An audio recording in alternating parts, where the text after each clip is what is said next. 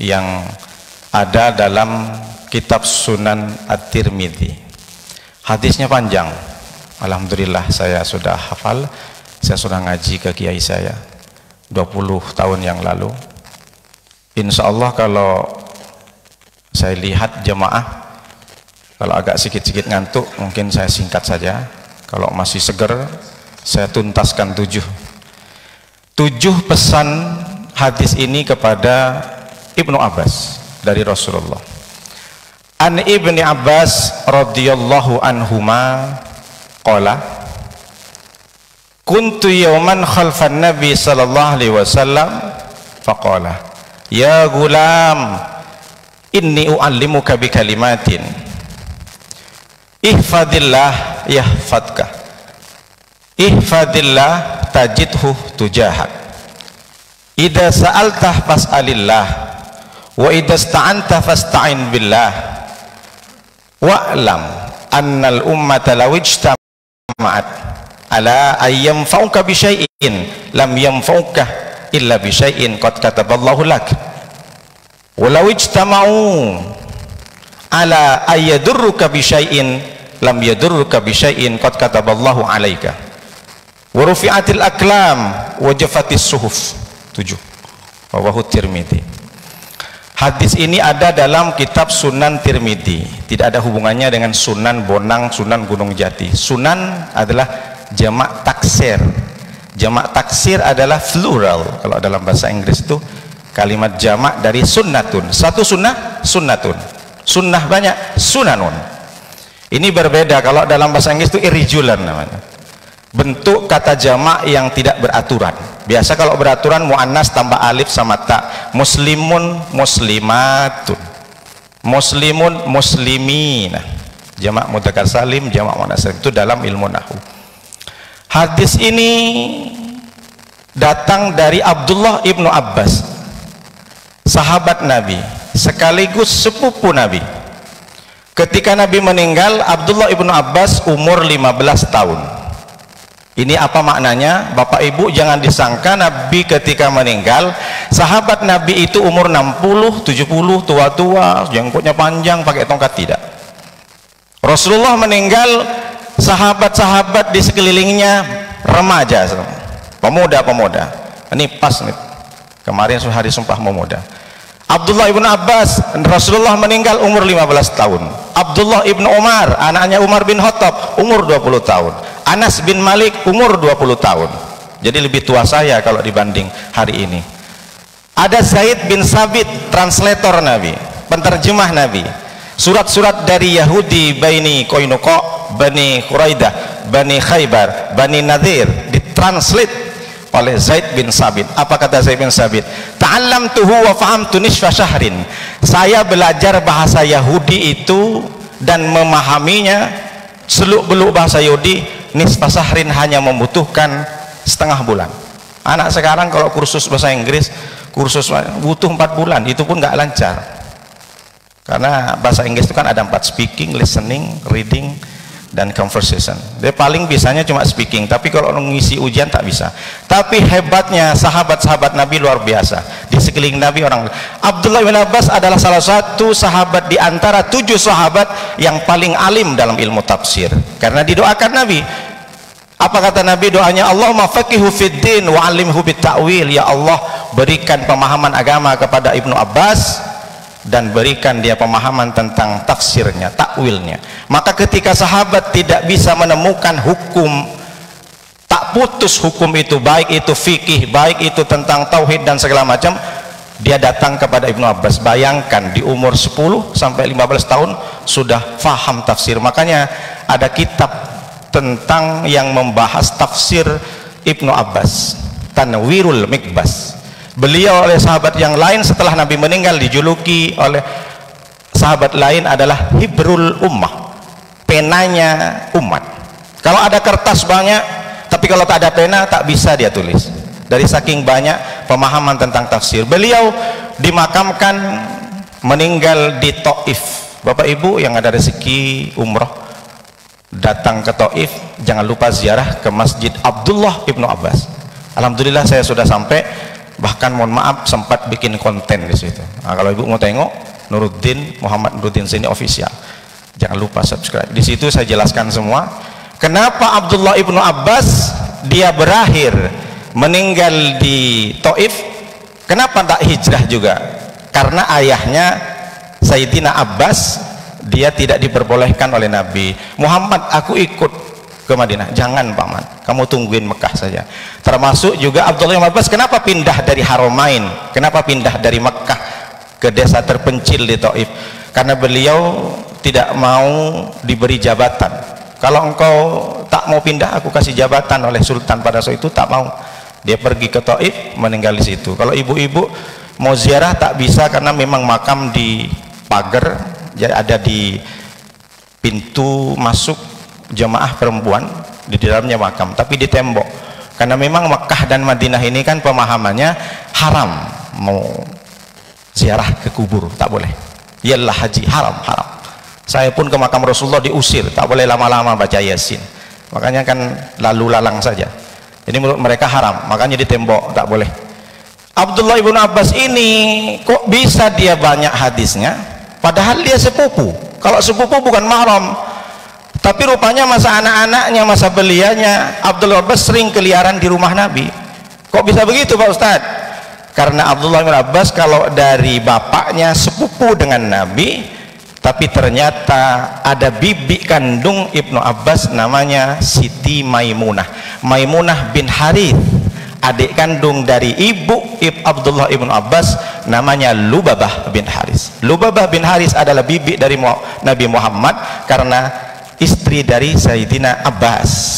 Anaknya 5. Yang pertama Fadl, yang kedua Abdullah, yang ketiga Kutsam, yang keempat Ma'bad, yang kelima Ummi Habibah.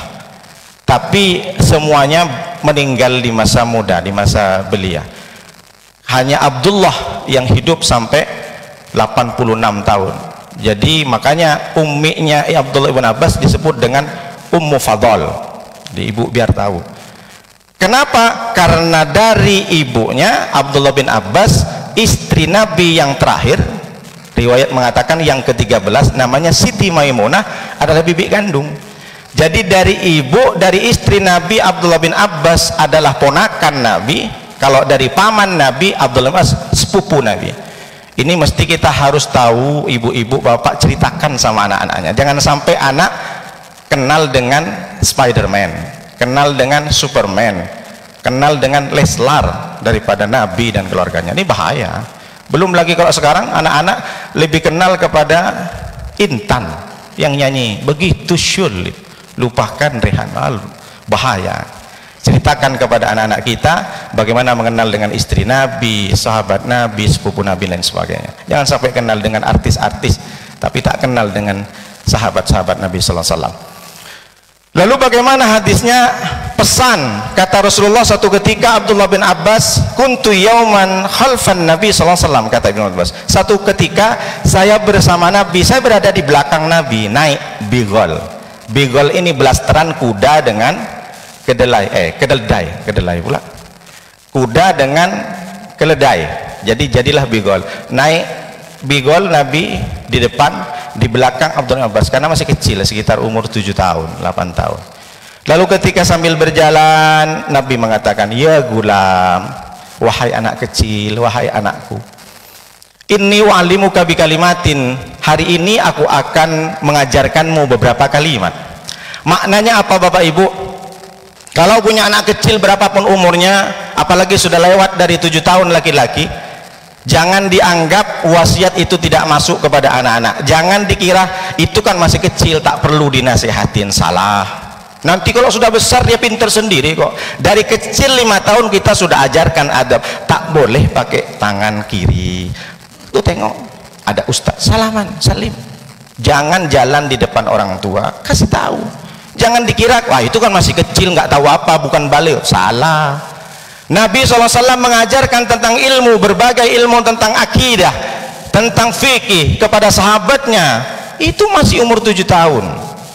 Jadi jangan salah kaprah karena masih kecil anak kita. Udah nanti kalau sudah mondok dia pasti pinter. Jangan. Anak itu al-ummu madrasatul ula. apalagi ibunya. Anak itu di rumah dia mencontoh orang tua meskipun orang tua tidak mengajarkan. Mama, bapak sering merepet, sering marah-marah, direkam sama anak. Apa dulu mamaku juga merepet, nggak apa-apa lah merepet. Bapak sering mungkin ada kebiasaan, mohon maaf saya tidak menuduh, kebiasaan naruh baju kotor, naruh pakaian dalam, lempar-lempar. Anak merekam meskipun 5 tahun. Akhirnya tuanya sama aja. Akhirnya apa yang terjadi? Dia pakai peribahasa, buah jatuh tidak jauh dari pohonnya. Kata anaknya sendiri, dulu bapak juga gitu. Makanya harus disampaikan, karena orang tua itu bukan cuma ada, tapi uswah. Teladan yang baik yang ditiru oleh anak adalah orang tua di rumah. Jadi jangan sampai kita itu nongkrong bukan waktunya, pas mau maghrib dia masih duduk, anaknya dimarah-marahin, ke masjid, bapak di sini masih ngerokok. Direkam sama anak. Mungkin hari ini dia takut tak meniru, tapi sudah besar dia meniru. Bapakku juga sering duduk kayak gini, waktunya sholat masih main HP mamanya. Anaknya dimarahin, sana berangkat ngaji, mamanya masih scroll aja, masih update status. Ditiru sama anak. Ini menunjukkan bahwa anak kecil sudah dinasihatin oleh Rasulullah SAW. Yang pertama apa? Singkat, ihfadillah yahfadkah. Pesan pertama dari Rasulullah kepada Ibnu Abbas, jagalah Allah yahfadkah, maka Allah akan menjagamu. Kenapa dia sukun padahal fi'il mudhari'? Fi'il mudhari' ini present, continuous dan simple future kalau dalam bahasa Inggris. Akan, masa yang akan datang. Harusnya kan yahfadzuka, ini ternyata menjawab dari fi'il amar. Fi'il amar fi'il perintah, in conjunction. Jadi kata Nabi SAW, ihfadillah, jagalah Allah yahfadzuka, maka Allah akan menjagamu. Ini perlu difahami dengan baik. Jangan sampai memahami hadis dengan tekstual, karena hadis ini adalah hadis mutasyabbihat, agak menyerupai. Kalau orang tidak memahami dengan hadis ini, maka kekeh pokoknya jaga Allah. Ini seakan-akan Allah macam makhluk, laisa kamitslihi syai'un wa huwas samiul basir. Tak boleh. Kenapa Allah harus dijaga? Jagalah Allah, maka engkau akan dijaga oleh Allah. Emang Allah butuh dijaga? Tidak. Padahal Allah sendiri adalah khairan hafizah. Allah adalah sebaik-baik menjaga kepada manusia. Maksudnya jaga hukum-hukum Allah. Kalau kata Allah itu haram, jauhi. Kalau kata Allah itu adalah lakukan, wajib, maka kerjakan. Kalau kata Allah itu adalah makruh, maka jangan pernah lakukan. Kalau Allah menyampaikan lewat Rasulullah itu sunnah, laksanakan. Itu maksudnya. Jagalah hukum-hukum Allah, maka engkau akan dijaga oleh Allah. Tak perlu kau sibuk mikirin orang, tak perlu kau sibuk mikirin masa depan. Jaga perintah Allah, jaga larangan Allah, maka hidupmu akan dijaga oleh Allah. Ini kata Nabi, jelas. Apa salah satunya? Jaga sholat. Tak perlu kau risau dengan rizkimu, tak perlu kau juga sedih dengan ujian yang pada hari ini, tapi kau jaga sholat, sempurnakan sholat. Jangan enteng dengan sholat, karena orang saja yang sholat masih bisa ada kesempatan potensi masuk neraka. Fawailul lil musallin.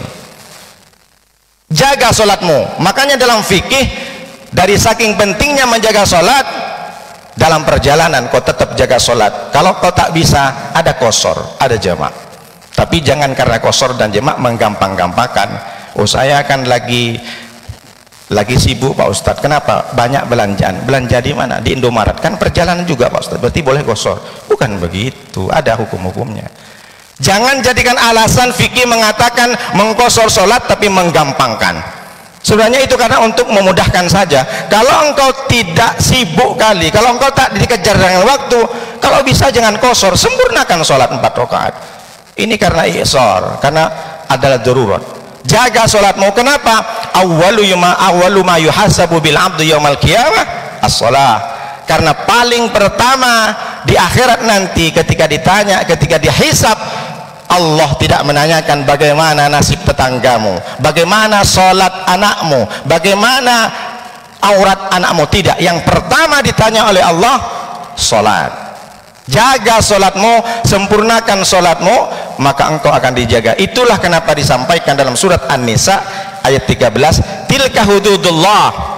Itu semua adalah batasan-batasan Allah, hukum-hukum Allah. Wa may yuti'illaha wa rasulahu yudkhilhu jannatin tajri min tahtihal anhar khalidina fiha abada. Kalau engkau jaga Allah, kalau engkau menjaga batasan-batasan Allah, kalau engkau menjaga hukum-hukum Allah, maka engkau akan dihadiahi oleh Allah jannatin tajri min tahtihal anhar khalidina fiha abada, terutama sholat berjamaah.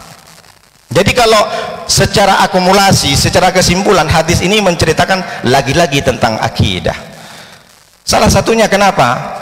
Karena penting nih akidah. Akidah itu kan pertama kali sebelum kita sholat, alladzina yu'minuna bil ghaibi wa yuqimuna shalah. Sebelum melaksanakan sholat kau harus beriman dan percaya kepada para gaib. Gaib apa? Tak nampak. Allah nampak apa tak nampak? Tak nampak. Malaikat tak nampak. Akidah luruskan. Makanya 13 tahun Rasulullah di Mekah tidak mengajarkan sholat, tidak mengajarkan puasa, tidak mengajarkan haji. Sholat 2 tahun sebelum hijrah barulah Isra Nabi.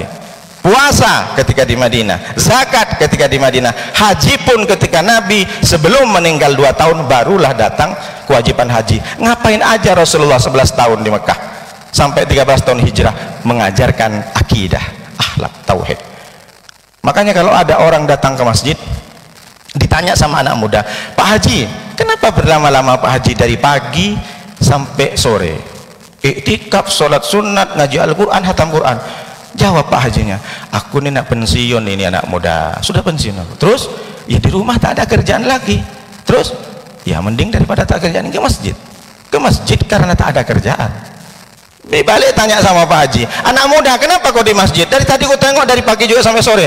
Bukankah anak muda nongkrong di kafe? Bukankah anak muda main standing kalau anak-anak kecil? Bukankah anak muda dia ke klub, ke mall-mall? Kenapa kau di masjid juga?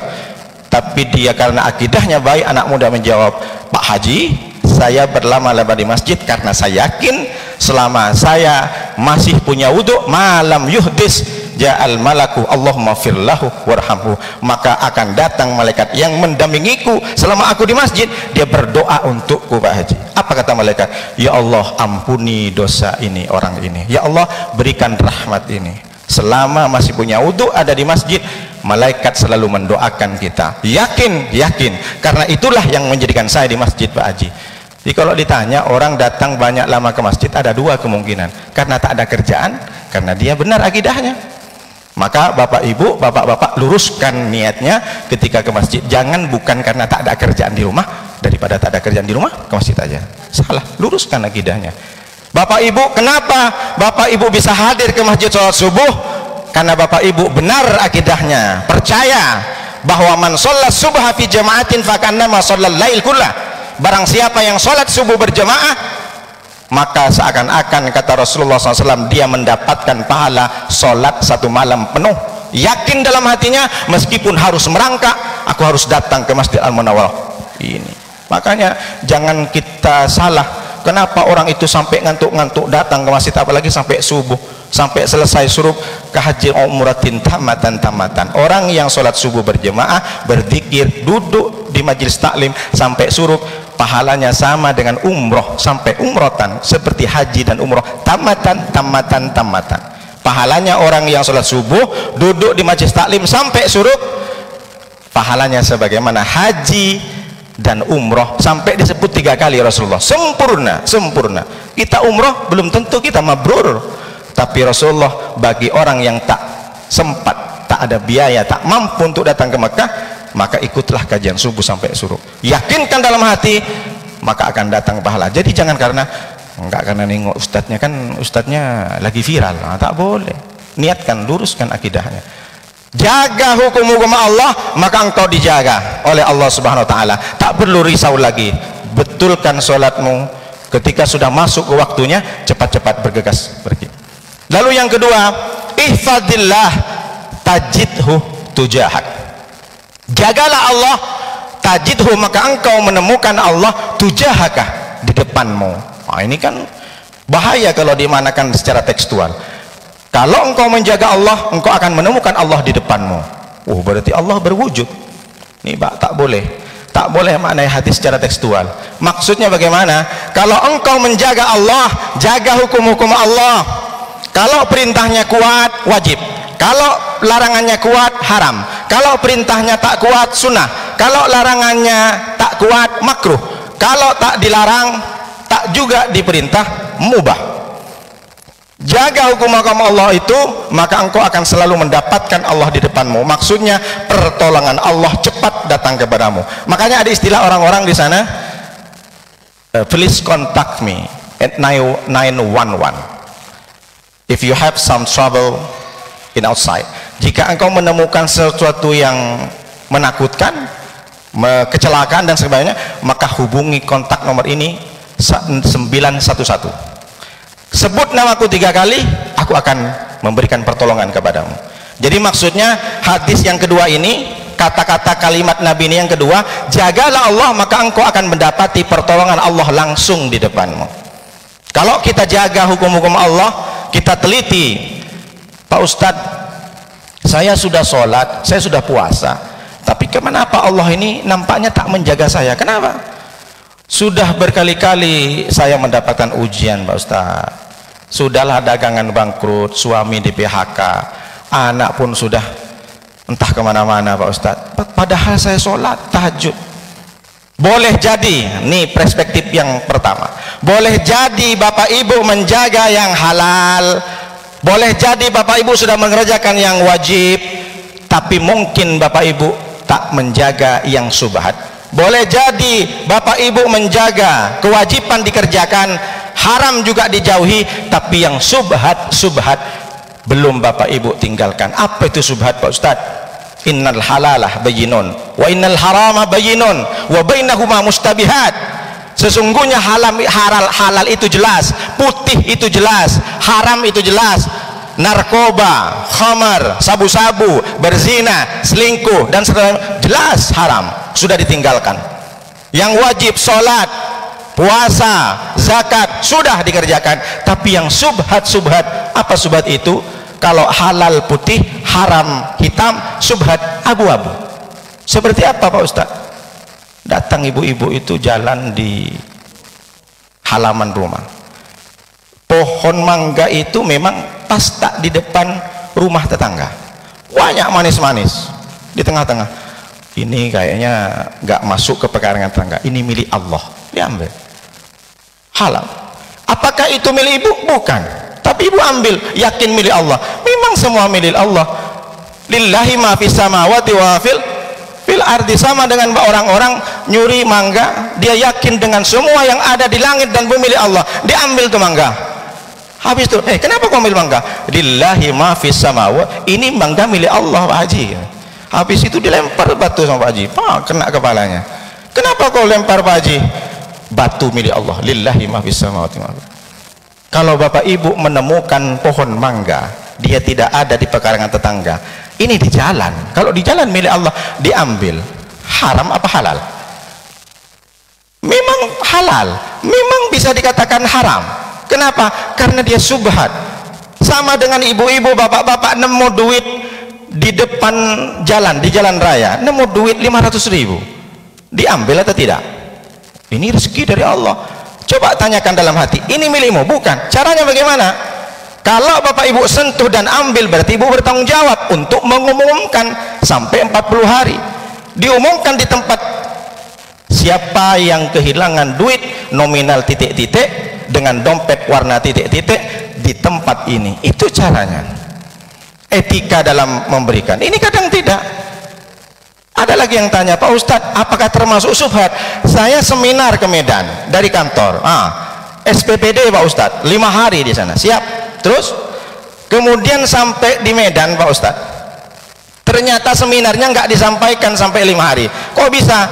Yang 2 hari disampaikan oleh panitianya, 2 hari ini kita singkatkan ke yang 3 hari. Maka 3 hari harusnya dia selesai jam 10 malam, kita sampai jam 12 malam. Jadi 2 hari tak perlu kita seminar karena kita sudah dibuat laporannya bahwa sudah 5 hari. Honornya ada. Berarti kalau yang sebenarnya seminarnya itu 3 hari, yang 2 hari dirapel aja laporannya. Lalu kalau ditanya, Pak Ustadz, berarti honor yang 2 hari ini, Pak Ustadz, ini kan sudah ketentuan panitia, haram, halal atau syubhat? Saya bilang itu haram, guys, bukan syubhat lagi itu. Dan itu terjadi biasa. Subhat seperti apa? Contoh, ada seminar, ada pertemuan, ada acara di kantor, lalu dibuatlah acara sedemikian rupa banyak, ada makanan, telur, minuman, kaleng, bahkan beras segala macam. Selesai acara dibagikan, rupanya sisa sampai mungkin setengah ton. Akhirnya panitia tidak memutuskan, banyak karyawan-karyawan ambil, dibawa ke rumahnya. Haram apa subhat? Nah, ini perlu. Kalau orang itu tidak hati-hati dengan perkara subhat, faman ittaqa subhat faqad istabra'ah lidinihi wa irdihi. Orang yang takut dengan makan sesuatu yang subhat, maka kata Nabi, sungguh dia sudah menjaga kehormatan dan agamanya. Mungkin orang itu sudah melaksanakan wajib, mungkin orang itu sudah menjauhi haram, tapi yang subhat-subhat tidak jauhi, makanya hidupmu masih belum dijaga oleh Allah. Bukan Allah tak menjaga, tapi karena engkau tidak menjaga Allah, Allah juga sungkan menjaga. Jadi jangan dianggap kita su'dzon kepada Allah. Allah ini nggak sayang sama saya. Cek coba makanannya, cek barang-barangnya, apakah ini subhat? Kalau haram sudah jelas. Subhat ini tidak berbicara masalah haram tanzih, haram yang biasa. Tapi kalau ini terindikasi bukan milik kita, hati-hati. Boleh jadi kita tidak dijaga oleh Allah SWT. Yang kedua, yang ketiga, idza sa'alta fas'alillah, jika engkau meminta, mintalah kepada Allah. Yang ketiga pesan Nabi. Kenapa ada seperti itu zaman sekarang? Kalau sudah dagangan sedikit agak tak laris, konsumen customer sudah tak datang lagi, cari orang pintar, datang ke dukun, minta sama penglaris, minta sama hantu, minta sama pohon beringin, bagaimana nanti dagangan saya laris. Dicarilah orang ilmu sampai keluar kota Batam, entah kemana-mana. Saya tidak menuduh, tapi ini berarti dia syirik, syiriknya kecil. Jangan dianggap ini sepele. Ketika engkau minta, mintalah kepada Allah, jangan minta ke yang lain. Jangan gantungkan dirimu kepada orang lain. Sama dengan yang keempat, wa idasta'anta fasta'in billah, jika engkau minta tolong, maka minta tolongnya kepada Allah. Dan ini harus hati-hati. Ini banyak hadis yang keempat ini, wa idasta'anta fasta'in billah, jika engkau minta tolong kepada Allah, diartikan yang agak sempit oleh orang-orang di luar sana. Makanya engkau jangan datang ke kiai, jangan datang ke Habib, tak perlu kau cium-cium tangannya, minta barokah dari Allah. Ini bahaya. Karena dalam satu hadis sudah disampaikan, tawassul itu penting. Saya tidak mengejek orang yang tidak suka dengan tawassul, Fatihah, Yasin, tahlil, saya tidak.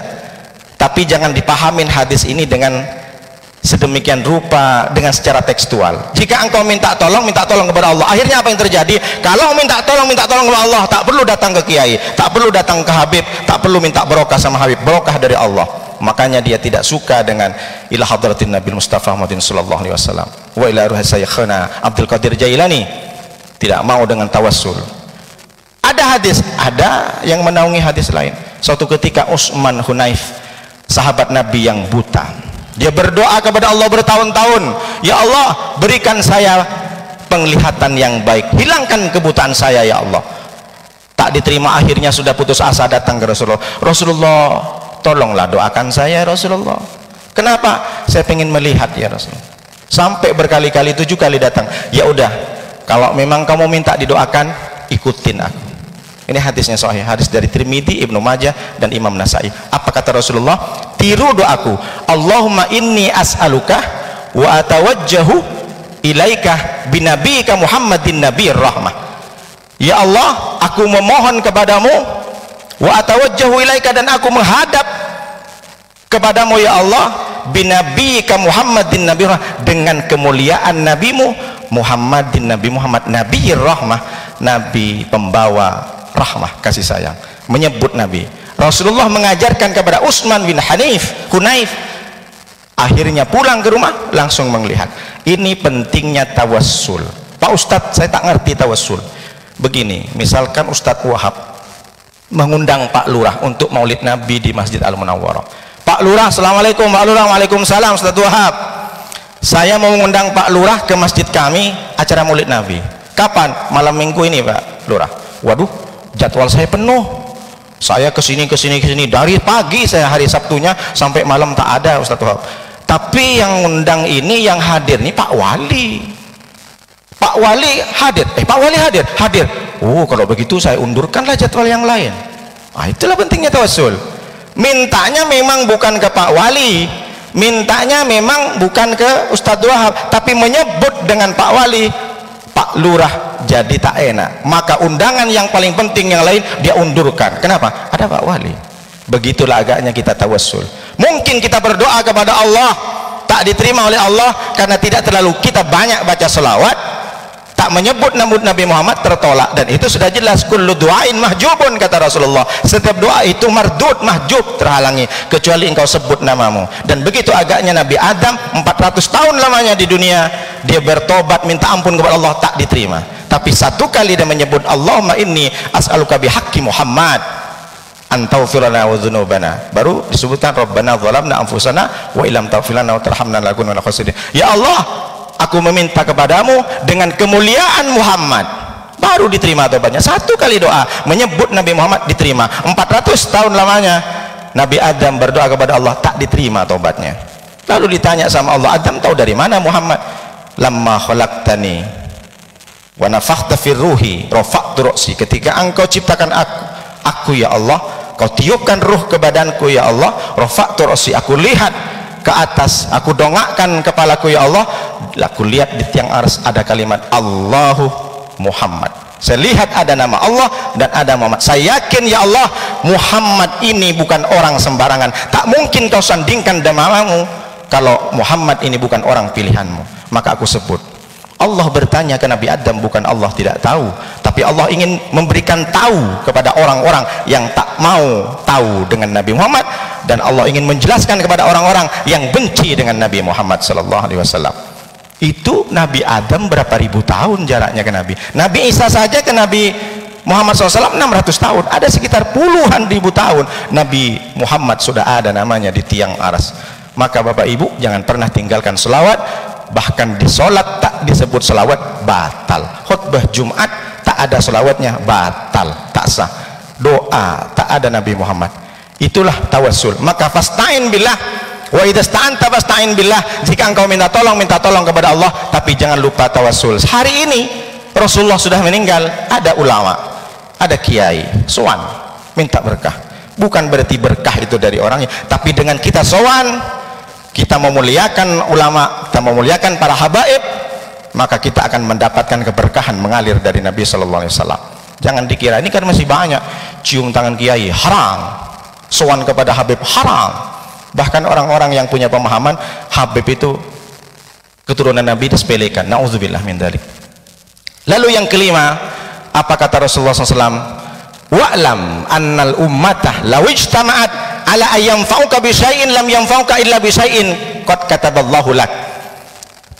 Ketahuilah Ibnu Abbas, kata Rasulullah, sesungguhnya law ijtama'at, kalau berkumpul umat di satu tempat, ala ayyam fauka bi syai'in, lalu kemudian umat itu memberikan manfaat, ingin memberikan manfaat kepadamu, lam yanfauka illa bi syai'in, maka mereka tidak punya kuasa memberikan kebaikan dan memberikan manfaat, qad kataballahu laka, kecuali Allah sudah tetapkan bahwa kebaikan itu akan datang, takdir Allah. Artinya apa? Ada satu orang dia kena penyakit, duduk di satu tempat di ruang ICU di rumah sakit, penyakitnya luar biasa, didatangkanlah karena dia orang penting di satu negara, orang kaya, banyak hartanya, didatangkan dokter spesialis dari segala penjuru dunia, duduk ada sekitar 20 dokter spesialis untuk menyembuhkan orang ini. Kalau Allah tidak menyembuhkan orang ini, kalau Allah sudah menetapkan ajalnya sampai, meskipun dokter spesialis seluruh dunia datang memberikan manfaat, memberikan kebaikan, mengobati, maka itu tidak akan ada gunanya, karena Allah sudah tetapkan, qad kataballahu laka, Allah sudah memberikan dan Allah sudah menetapkan takdir orang ini mati. Tapi jangan sampai pemahaman ini negatifnya berbeda. Jangan gara-gara ini ibu-ibu besok keluar rumah naik motor lewat simpang Kepri, tak pakai helm, datang polisi, "Prit, Bu, mana helmnya?" "Pak polisi, kalau Allah tak menjadikan saya celaka, tak celaka." Mau pakai helm tak pakai helm Pak Polisi, kalau Allah sudah menetapkan saya mati, mati hari ini. Dalam helm pun mati Pak Polisi. Pak Polisinya ngeri-ngeri sedap. La haula wala quwata illa billah. Ngeri kali Bu ini, ngaji di mana katanya. Jangan sampai seperti itu. Karena kalau kita itu hanya percaya sama takdir, berarti kita ahli bid'ah, percaya kepada paham Jabbariyah. Paham Jabbariyah memaksakan diri, semua yang terjadi di dunia itu atas kehendak Allah. Manusia seperti boneka, tak ada gunanya. Mau banting tulang peras keringat, dia cari duit. Kalau Allah sudah tetapkan dia miskin, miskin, tak perlu cari duit lagi. Ini paham Jabbariyah, jangan sampai. Sebaliknya, ada orang-orang terdahulu memberikan pemahaman semua yang terjadi di dunia ini atas kehendak manusia sendiri. Kebakaran karena manusia, orang miskin karena dia tak mau kerja, orang kaya karena dia kerja, bukan karena Tuhan. Ini paham namanya Qadariyah atau yang nama lainnya Mu'tazilah. Tapi kita paham Ahlus Sunnah wal Jamaah. Imam Hasan Al-Basri adalah al-kasbuh wal ikhtiyar.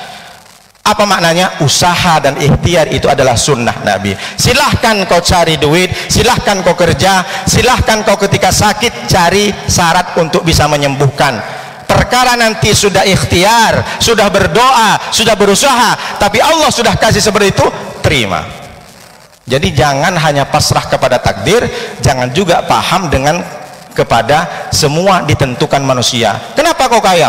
Karena dari kecil aku sudah membangun bisnis ini sudah susah payah. Tak disebut Allahnya. Kalau aku dari kecil ini sudah tidak biasa berdagang, maka aku tidak akan menjadi bisnismen yang hebat. Ini karena warisan dari orang tuaku juga. Allahnya hilang. Ini bahaya akidah-akidah gini.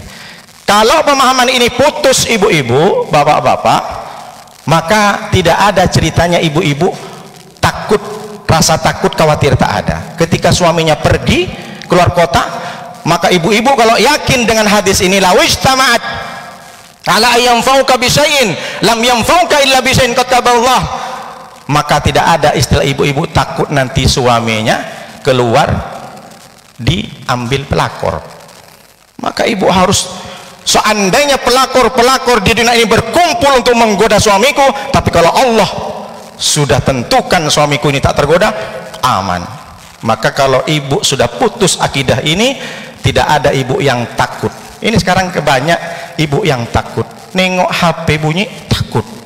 HP tak bunyi, takut. HP tak ada pulsa kuota, takut, panik. Nengok suami pergi sebentar, takut. Nengok suami pergi lama, takut. Nengok suami tak pergi-pergi, tidur terus, takut juga. Takut tak makan. Nah, ini berarti tak putus.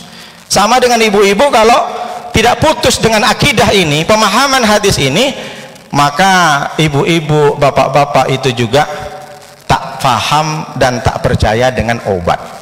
Ketika sakit, kalau memang sudah waktunya mati, matilah. Tak minta obat ke dokter. Tak boleh. Sunnah Rasul likulli da'in dawaun. Setiap penyakit itu ada obatnya. Fatadawu, berobatlah. Apa obat yang paling ampuh? Ya madu, habbatus sauda dan lain sebagainya. Barulah ke dokter. Tapi jangan sampai ditambah rukun iman. Antuk minabillah wa malaikatihi wa rusulihi, antuk minabillahi wa malaikatihi wa kutubihi wa rusulihi, lalu kemudian wal yaumil akhir wal qadri khairi wa syarri ditambah wa dokter spesialis. Nah, tak boleh ditambah. Jangan karena terlalu percaya sama dokter, dokter pun harus kita beriman. Harus timbang. Kalau kita sakit, carilah dokter untuk berobat ikhtiar. Maka ketika ada orang yang meninggal, bahkan dia sudah disuntik segala macam, tapi tetap meninggal, mungkin dia sudah waktunya.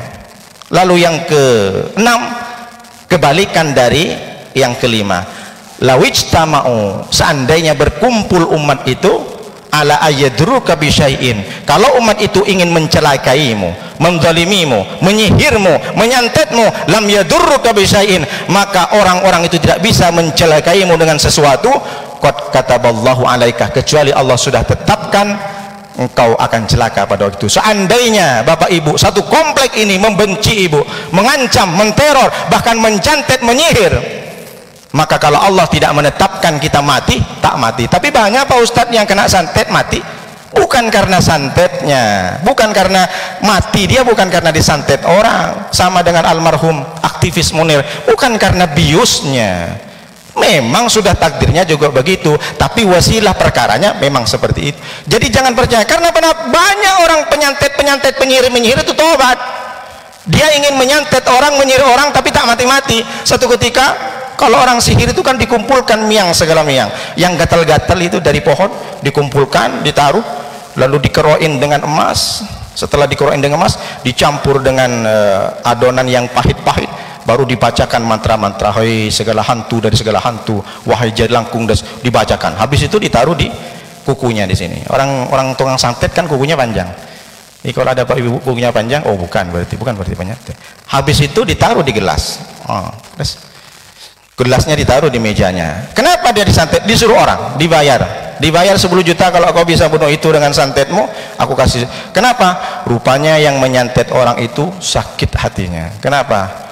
Setiap bulan Pak Ustadz ganti mobilnya, setiap kali dia ding ding, sakit jantung saya, kumat Pak Ustadz, jantung naik, jantung koronil naik, diabetes naik, semua naik. Kenapa? Tetangga beli motor baru, akhirnya nyuruh tukang santet itu naruh di gelas, taruh di gelas di mejanya. Rupanya satu ketika orang yang mau disantet mau minum, datang kawannya, hei bro, dari mana? Salaman, kena sepak, tumpah, tak diminum, tak jadi minum. Besoknya diambil lagi satu gelas. Akhirnya setelah itu pas mau minum ada telepon, wahai assalamualaikum, di mana kabarmu? Tak jadi minum. Akhirnya karena dia asik nelpon, keliling, tak ingat.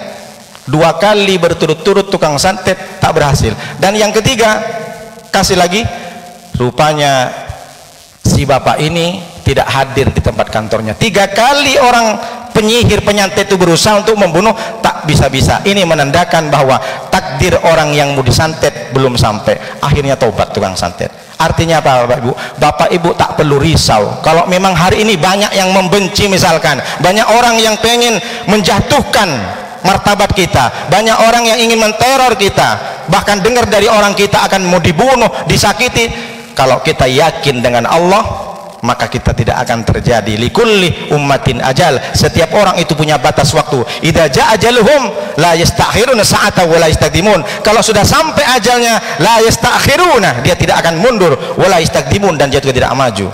Kalau memang kita sudah yakin dengan akidah ini, kita tidak takut. Begitu agaknya Nabi Muhammad SAW ketika dibenci dan bahkan dibunuh, beliau yakin kepada Allah. Berapa kali percobaan untuk pembunuhan kepada Nabi Muhammad. Makanya disampaikan oleh Allah, inna syani'aka huwal abtar. Orang-orang yang membenci Nabi, yang ingin membunuh Nabi, yang menzalimi Nabi, dihabiskan keturunannya oleh Allah SWT. Ada, Bapak Ibu pernah dengar datang Habib-Habib keturunan Nabi, kenalkan saya Abu Janda, keturunan ke-17 Abu Lahab atau Abu Jahal? Tak ada. Keturunan Abu Lahab, Abu Jahal sudah dihabiskan oleh Allah SWT. Tidak ada. Tidak ada kita pernah ketemu dengan keturunan. Kalaupun memang ada keturunan Abu Jahal dan Abu Lahab dan bertobat masuk Islam, dia tidak pernah mengenalkan saya adalah keturunan Abu Jahal yang ke-70. Tidak ada. Inna sya'nika huwal abtar. Itulah balasan Allah memberikan kepada orang-orang yang benci kepada Nabi Muhammad. Lalu yang terakhir, yang ke-7, wa rufi'atil aqlam wa jaffatis suhuf. Kolam pena sudah diangkat, kemudian wa jaffatis suhuf, kertas sudah kering ditulis. Artinya apa? Nasib kita, takdir kita, jodoh kita, rezeki kita, kehidupan kita sudah ditulis oleh Allah dalam selembar kertas, namanya di lauh mahfud. Lauh papan, mahfud yang dijaga, isim maf'ul, yang dijaga. Siapa yang jaga? Malaikat. Lalu ketika ada lauh mahfud yang sudah dibentangkan di siti yang adi ars, lalu kemudian diperintahkan kolam pena, nun wal qalami wa ma yasturun, wahai pena, silahkan kau tulis nasib manusia itu. Apa? Innal maqadir khamsah alfi sanatan qabla ayyahlukas samawati wal ard. Nasib takdir kita itu sudah dicatat oleh Allah 50.000 tahun sebelum Allah menciptakan langit dan bumi. Tapi jangan gara-gara takdir ini besok ibu tak mau subuh lagi. Bapak ibu kenapa tak mau subuh lagi? Kita sudah dicatat oleh Allah di lauh mahfud. Kalau memang kita itu masuk neraka, ngapain lagi kita capek-capek? Tak. Kita tuh cuma disuruh oleh Allah Subhanahu wa taala, disuruh oleh Rasulullah SAW, Allahumma barik li ummati fi bukuriha.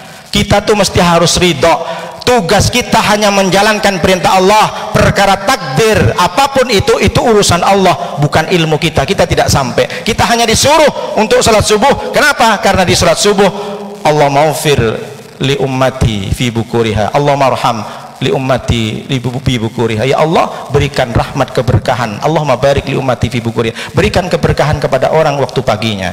Kita cuma disuruh oleh Allah, bukan solat semalam. Wa minal laili fatahajjat bihi nafilatan laka asa ayyab'atsaka rabbuka maqaman mahada. Dari sepertiga malam bangun kamu solat tahajud. Allah tidak menyuruh kita satu malam, tapi sempatkanlah di sepertiga malam bangun tahajud agar engkau bisa diterima, didengar oleh Allah SWT. Kolam sudah diangkat, kertas sudah kering, takdir kita sudah ditentukan oleh Allah. Kita harus berjuang, berusaha menjadi orang yang ridho kepada Allah. Kenapa harus ridho? Karena ridho kita bisa masuk ke surga lewat pintu mana saja. Orang ada masuk surga lewat pintu sholat, ada orang masuk surga lewat pintu zakat, tapi kita ingin masuk ke pintu surga lewat mana saja. Siapa itu? Dialah orang yang ridho, sebagaimana radhiyallahu anhum wa radu'an. Sahabat-sahabat Nabi semuanya diridhoi oleh Allah karena dia sudah ridho juga kepada Allah. Seperti apa orang ridho kepada Allah? Macam mayat kalau dimandikan, setelah dimandikan mayat kan pasrah. Ada kira-kira kalau kita mayat mandikan tiba-tiba mayat bilang jangan kena hidung lah guys, katanya. Tak mungkin lah orang mayat jadi orang ridho ini pasrah. Pasrah bukan berarti diam saja. Tawakal kepada Allah, teruslah berusaha dan beramal. Insya Allah kita akan menjadi orang-orang yang dipanggil Allah. Irji'i ila rabbika radiyatan mardiyah fadkhuli fi ibadi wadkhuli jannati. Kita dipanggil, diundang oleh Allah, bukan hanya sekedar pulang ke tempatnya. Demikian yang bisa saya sampaikan. Mudah-mudahan bermanfaat dan bisa menjadikan kita naik ibadah kita, ada perubahan yang meningkat. Berapa banyak kajian subuh yang sudah silakan Al-Munawwarah ini, tentu tujuannya adalah harus lebih meningkat lagi. Yang dulunya hatam satu kali satu bulan bisa 2 kali insya Allah. Terima kasih atas segala perhatian, mohon maaf atas segala kekurangan. Kalau ada kata tidak berkenan itu datang dari saya, yang benar datang dari Allah SWT. Kira-kira masih ada pertanyaan? Udah suruh doa saja atau gimana? Bismillahirrahmanirrahim. Alhamdulillahirabbil alamin wassalatu wassalamu ala asrofil anbiya wal mursalin wa ala alihi washabbihi ajmain hamdan syakirin hamdan na'imin hamdan yuwafi ni'amika fi mazida. Ya Rabbana lakal hamdu kama yanbaghi li jalalika wa 'azimi sultanik. Allahumma shalli wa sallim wa barik ala sayyidina Muhammadin al-Fatih lima ulika wal khatimi lima sabaqa nasil haqqi bil haqqi wal hadi ila siratikal mustaqim wa ala alihi haqqa qadrihi wa miqdarihi al-'azim. Allahumma aslih lana dinana alladhi huwa ismatu amrina wa aslih lana dunyana allati fiha ma'asina wa aslih lana akhiratana allati fiha ma'adina waj'al hayata ziyadatan lana min kulli khairin waj'alil mauta rahatan min kulli syarrin. Allahumma rabbana adkhilna mudkhala sidqin wa akhrijna mukhrija sidqin waj'al lana min ladunka sultanan nasira. Rabbana atina fid dunya hasanah wa fil akhirati hasanah wa qina adzabannar. Rabbana taqabbal minna innaka antas samiul alim wa tub 'alaina innaka tawwabur rahim. Subhanaka rabbika rabbil izzati amma yasifun wa salamun alal mursalin walhamdulillahi rabbil alamin. Al-Fatihah. A'udzu billahi minasyaitonir rajim. Bismillahirrahmanirrahim. Alhamdulillahi rabbil alamin. Arrahmanir rahim. Maliki yaumiddin. Iyyaka na'budu wa iyyaka nasta'in. Ihdinas siratal mustaqim. Shiratal ladzina an'amta 'alaihim ghairil maghdubi 'alaihim waladdallin. Amin.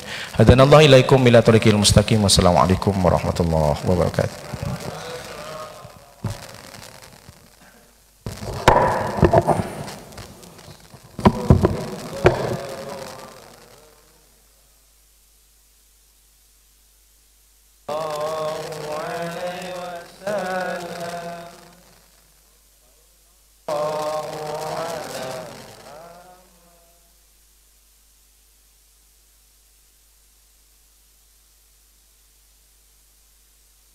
Allah